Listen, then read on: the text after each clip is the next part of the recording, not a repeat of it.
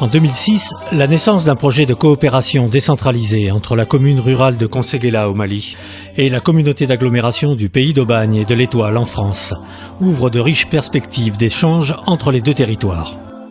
En 2009, la SEM, via sa cellule WaterHelp, est appelée en tant que partenaire de ce projet d'aide au développement pour ses compétences et son expérience dans les domaines de l'eau et de l'assainissement.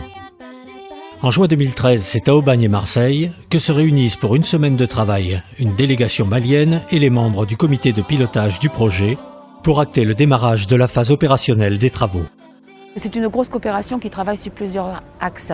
Sur le maraîchage, sur la santé, sur les femmes, sur l'apiculture. Donc tout ce panel-là fait un travail, crée un dynamisme justement pour travailler sur la coopération. Le point d'entrée, c'est l'eau. Donc nous avons fait appel à la SEM, à WaterHelp. Déjà, il y a eu la phase de diagnostic. Donc là, c'était très technique de voir quelle pompe peut marcher, marchait pas, pourquoi. Ou alors, quand elle marchait, pourquoi elle n'était pas utilisée. C'est qu'il y avait un problème de qualité d'eau. Tout ce volet technique a été fait. WaterHelp, une structure à vocation humanitaire créée par la Société des eaux de Marseille en 2001, intervient pour des situations d'urgence en France et à l'étranger. Ici au sud-est du Mali, à proximité de la frontière avec le Burkina Faso, c'est dans le cadre d'un projet d'aide au développement qu'elle a déployé une équipe de spécialistes et apporté son savoir-faire à la commune rurale de Conseguela qui regroupe 17 villages et compte 31 000 habitants. Les besoins en eau étaient bien répertoriés, la faisabilité de puits, où creuser les puits et comment creuser ont été aussi faits. Maintenant on va arriver dans une action où concrètement il va y avoir du travail effectif de fait, en fait au moins visuel. C'est des grosses œuvres qu'on va entreprendre, donc c'est des travaux assez importants, quoi. Oui. Parce qu'il y a toutes des mesures à prendre pour s'assurer que ce que l'on va faire soit pérenne et corresponde vraiment aux besoins de la maternité et de l'école. On se projette immédiatement vers le futur. Il faut, s'il y a des ouvrages futurs, il faut savoir comment ils vont être gérés, comment ils vont être réparés. Donc il y a eu aussi un volet de formation qui s'est greffé dès le début de notre action, former des artisans réparateurs. Parce qu'au début de la coopération, ils n'avaient pas forcément compris certaines choses en disant bon, on ne va pas faire à votre place, il faut qu'il y ait une mobilisation, il faut qu'il y ait tout derrière.